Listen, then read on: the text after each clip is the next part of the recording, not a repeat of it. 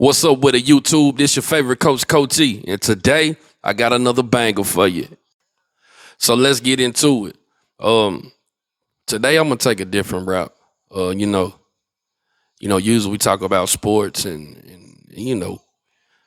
little things, that matters. But today I want to take a route where I do feel like we as coaches may be missing the market. And we did do a podcast on this, but I do want to get a little more detailed and a little more personal about it. So, this one right here may be for the parents and for the coaches.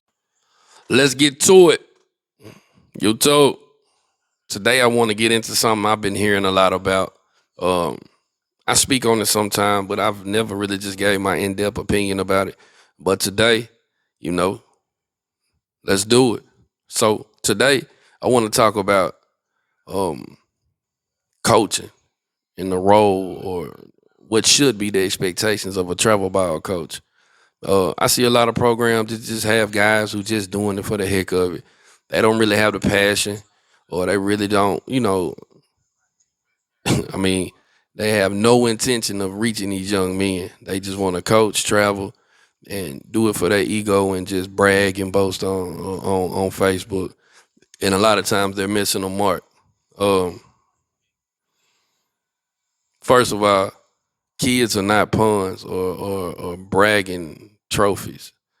I see a lot of time coaches get on Facebook and brag about how many kids they put in college, how many kids, they did this, and that. And that's cool. If your program did that, that's what's up. But at the same time, if you didn't really put nothing in that young man or went the extra mile with him, it was so much more that went into what you done because, y'all went to a couple of tournaments. I feel like as coaches, we missed the mark, man. It's so much ego that go into this, and the intentions is just not there. I talk to a lot of coaches, and all you hear is I, and I just be amazed because it's not about you. You get what I'm saying? I won this. I had a coach tell me I won 2 or 3 national titles, and that's cool, man. But at the same time, what did you do for these young men? If these young men are going to college or going to the league and they not reaching back to you, something went wrong. You know, let's just face the facts. You would just say coach that coached them in their past. But at the same time, I feel like this mindset has kind of overtaken the scene. And don't get it twisted. It's so many basketball programs and coaches now. The culture most definitely has took a hit. But at the same time, we as men, we can't even sit down and have conversations about what we're doing as a community with these young people. It's so much division because we get caught up in what you did or what's this, and that. But to get back on subject, it has to be more of a mentorship part to this. Man, these young men a lot of time respect their coaches more than they respect their parents. When they meet their coach, they meet them at their point of where they see this guy, who hasn't done nothing wrong to them. He has a certain aura about him, and it's automatic. Yes sir, no sir. All you gotta do is tell him, and he might not say that to nobody else, but to you, you in a position to change that. And I feel like we just missed the mark. A lot of times it's just basketball and football for a lot of coaches, but it had, like I said, the mentorship program. I mean, the mentorship side of it is not there. A lot of these kids be putting stuff on gangs in front of these coaches. Like these kids 13, 14, there's no more gang. Gangs don't exist in Little Rock anymore. As far as like, the Crips, the Bloods, the BDs and GDs, that's been gone. Let's just face it. At this point, you just saying something. And they won't even correct them.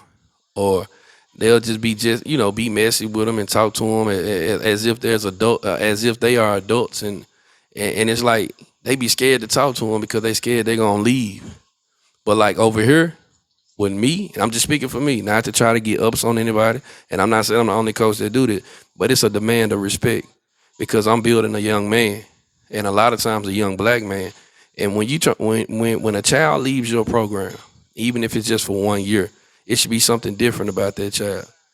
And on your end, it should be something different about you because as you building him and you putting aside some of your flaws and vices, you should be learning and growing from that. Iron sharpens iron. Point blank. Period. Uh, I'm not perfect. I still make mistakes, of course. But coaching these young men and young women has most definitely helped me as an individual, as a father, and as a husband. And I learn a lot teaching, if that makes sense. Uh, I just really wish we would get away from these kids become, being our trophies and just bragging about them. I've never heard nobody say, uh, well, I saved a young man from going to prison or this, and that. And not just to be super extreme or negative, but nobody talks about that. All they talk about is I put them in D1. And then if they don't accomplish nothing for you, it's nothing to brag about. The only thing we brag about is who went to college. But we never bragged about the people we saved from the streets or the kids that we pulled out of alternative school because that's not a priority for us. And I really feel like that as coaches, we're missing the mark. There's no reason that it should ever be a time where we can't talk to each other because of the fact that we're in competition on how many kids we put in college. I just find it funny that the fact that you got so many coaches into it with each other, arrogance and ego, and my program better than your and my program better than yours. It's like, man, come on, man. If the measurement of your program is how many trophies you won, and not the fact that you do tutoring, mentoring, um, helping kids getting jobs, or just whatever you want to measure it by, then you're following you missing the point of this. Uh, those plastic trophies, they mean nothing. Nothing. I done seen a lot of kids get scholarships by going, on the weekend to a showcase going 0 and 4. 0 and 4. But because they you know, displayed great body language and attitude and just being an excellent person, getting scholarship from college coaches. So I just trip sometimes because it seemed like we always find ways to mess things up. These kids should never, never, never, never, never uh be the reason why we're divided as men. Like that's crazy. Like that just crazy to me that we sit up and argue about things like that. Man, listen, as long as you're doing something great and you're a respectable man and you leading these kids the right direction, man, I'm gonna respect you and I'm gonna want to be a part of whatever you got going on. No matter the name of the paperwork. I see, hey, such and such over there doing this thing. How do I get involved? But that's the problem. The arrogance and the egos, it caused division. And then now we don't want to mess with each other, and then we so busy trying to outbuild each other with these kids and recruiting the best and stealing kids and stealing parent coaches, and we miss the mark with these kids because we get caught up in our own agenda now, and that's sad that we like that. So my advice to you coaches is that fall back, reset, and remember what you're doing this for again, because there's no reason why there should be so much hatred. And then it trickle down to the kids. Kids should never be claiming little league teams as a set. You see what I'm saying? I mean, that just caused division. You can still be competitive without hating somebody because of another jersey. There's no rivalry there between these kids. You get what I'm saying? And we really need to get back to building young men again because we're losing to these streets. It's crazy how we sit back and let our own personal agenda blind us from the fact that we're no longer playing the long term game. We're playing this year game. And in the streets is winning because we only had these kids maybe 5-6 hours a week, and the parents is working 12 hours a week, and we just letting these great opportunities slip through our hand because of our egos. And I really hate that this is what the culture has become. So look, I really want us as coaches to be able to come together and just be about the kids. Like for example, Arkansas has no circuit. Little Rock is not even that big, and we be having 30 tournaments going on. We just always trying to outdo each other. Uh, it's crazy to me. So there has to be a way that we can get back on track and build something. For it to be 50 organizations around here, 10, 15 501c3s, all these grant writers, why we can't build a gym? Why we can't get a building and get some government programs going to help these kids? I mean, but we're competing for trophies. And once a kid get us a trophy, we find something else new and we'll replace them.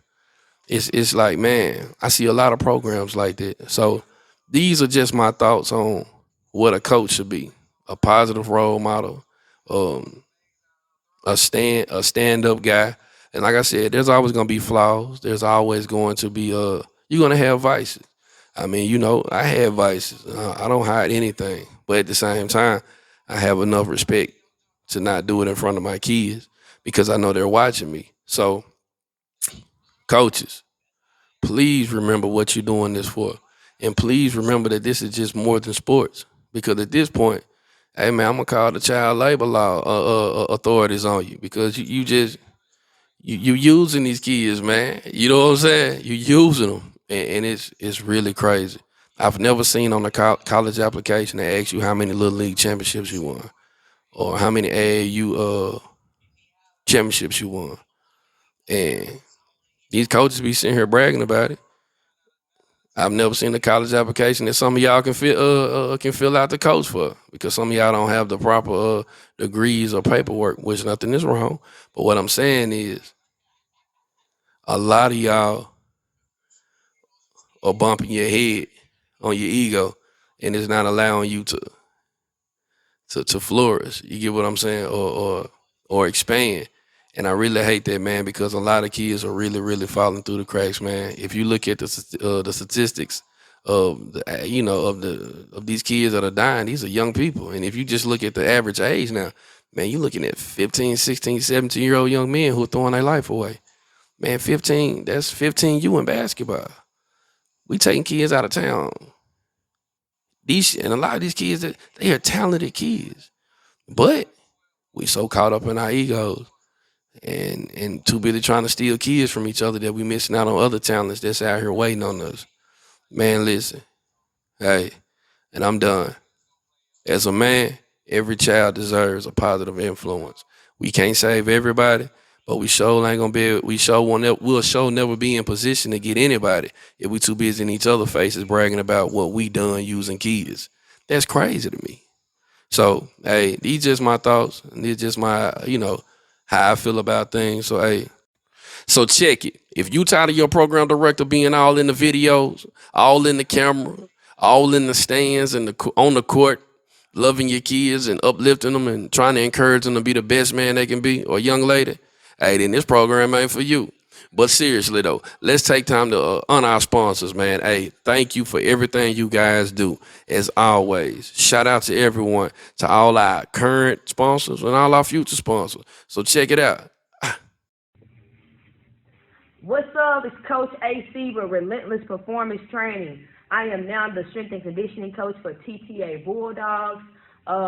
Just a little bit about what I do. I help athletes develop their strength, their speed, agility, flexibility, balance, and I help them with recovery. So recovery is just as important as the workout. It's so good to take care of your body because if you take care of your body will take care of you. So I work with athletes who are looking to go to the next level, whether it's college or beyond. I help you get their body to the next level. So let's work.